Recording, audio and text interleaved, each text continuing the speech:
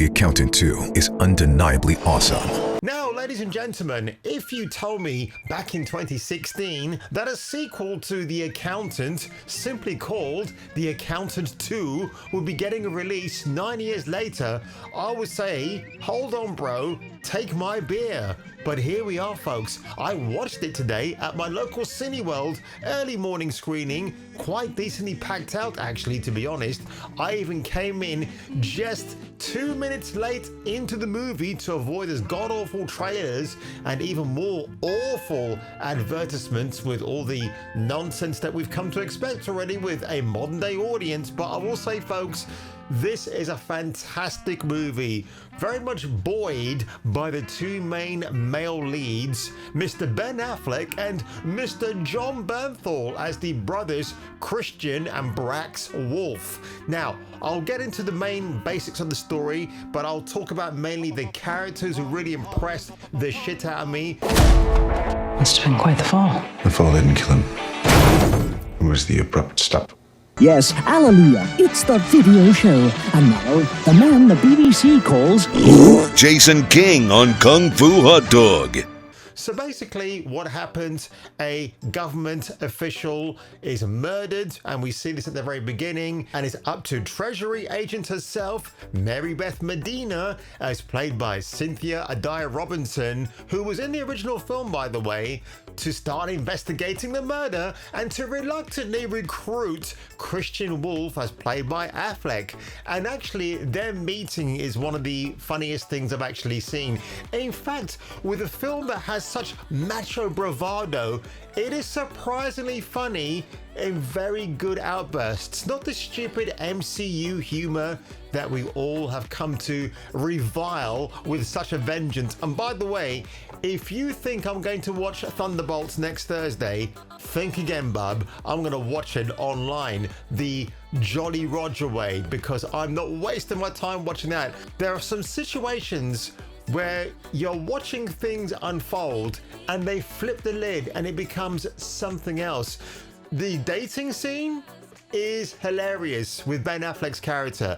I won't say any more, but it's one of those moments where it drags out nicely for nearly 10 minutes and the whole audience, including myself, were in hysterics. It was just such a great scene, and when you know why it's done, it's just even better. It's just so cool. Ben Affleck has never been much more amiable than he is in this film. His chemistry with John Bernthal as Brax is fantastic. It really is like the Tom Hardy and Joel Edgerton movie Warrior, again directed by Gavin O'Connor back in the day, about the sibling rivalry between two brothers. I guess Gavin is speaking from personal experience, or if not, maybe it's something that's very close to his heart. But honestly, these two gentlemen are bouncing off each other like it's going out of fashion. I mean, they put some of the modern day actors to absolute shame. John Bernthal, in his case, he very much eschews the modern screen tough guy that has been long forgotten about, when people like Lee Marvin and Gene Hackman, to a lesser degree I would say, but all those sort of rough and tumble faces you'll get on people like Clint Eastwood, maybe Telly Savalas, those old school hardened men. Right now we've got that reincarnated in the form and in the guise of John Bernthal. Throw him in jail, everybody calls you a hero, right? And then a month, a week, a day later, they're back on the streets doing the same goddamn thing. So you just put him in the morgue. You goddamn right I do. He is absolutely fantastic.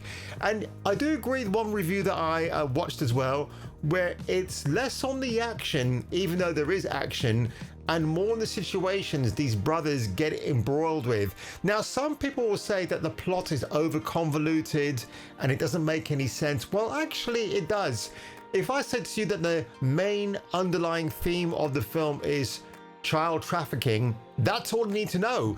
And in fact, I would even argue as well that if this were a real life situation, wouldn't it also be a convoluted series of events? So the film does a very good job actually of guiding the audience along.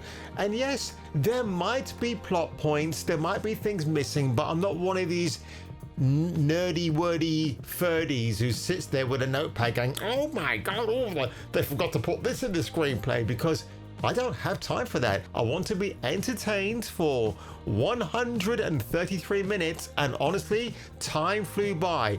I would say that the one scene that didn't work for me is earlier on in the movie where John Bernthal is topless in a hotel. I mean, he's got shorts on, but what I mean is he's doing this reenactment in front of a mirror, and it almost feels like an audition for Travis Bickle, aka the taxi driver, as portrayed by Robert De Niro all the way back in 1975. It really reminded me of that, and I'm just wondering, is Hollywood planning to remake that movie? And if they are, then John Bernthal is definitely your guy to play him, because he's very good, Mr. JB, at playing very very unhinged characters. It's kind of his stick now. It's really good. And I will say that after that moment, it doesn't quite work. The payoff after that moment where he's just going crazy in front of the mirror, for me that payoff wasn't actually there in the end. I think that was probably the only time in the entire movie where that particular thing did not work very well. Now, I had actually watched Ben Affleck on Theo Von's podcast, which I highly recommend you check out, where he said that the first cut of the movie was the best cut ever. They didn't have to actually go in there and re-edit or cut anything out, which I thought was interesting, because if I was a test screener for this film, I would have highlighted that scene as the one that didn't work for me. Now, when it comes to the action, Gavin O'Connor really has got a grip on things. He hasn't lost his style.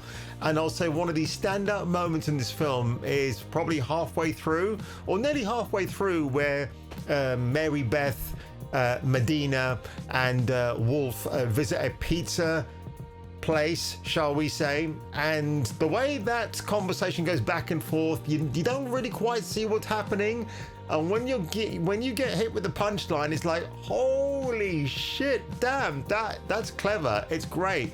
And I gotta say, like, the action, Ben Affleck, he's really good at the hand-to-hand stuff. I wish there was a bit more of that with his character, because then when we get to the third act, it really is all guns blazing everywhere. It's manic, it's chaotic. At least you can see the action. It's not like the Bourne films where everything cuts to one thing, back to another, giving you a seizure in the process. If they actually make a third chapter in this, and I think they will, because look, I'm not a betting man, but if I were, I would say the next couple of years we'll get The Accountant 3 coming out, because I think the public reception to this film has been phenomenal. It's been great.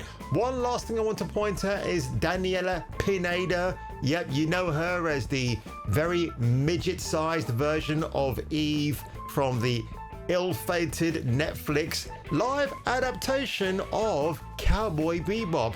She plays a mysterious character called Anais, or Anais, how do you say that name in French, in this film? And yes, while she's a bit of a girl boss, you actually see a very cool flashback to who she was previously, and I thought that was a really riveting moment to watch, because it starts to unpack a lot. It talks about the neurology of your brain, why things can go off the way they do, and I was like, wow, holy shit, this is so cool. I mean, even if it's pseudoscience, it just feels believable, it's acted believably, it's just so well done. So Pineda, man, in this case, you can just forgive her for that very funny 2-minute piece she made a few years ago about the defending the size of the boobs of Faye Valentine from Cowboy Bebop. So yeah, she more than makes up for that. And honestly, guys, if you want to watch a good old-fashioned old school action movie, then I recommend you check out not just one, but The Accountant 2 at a cinema near you.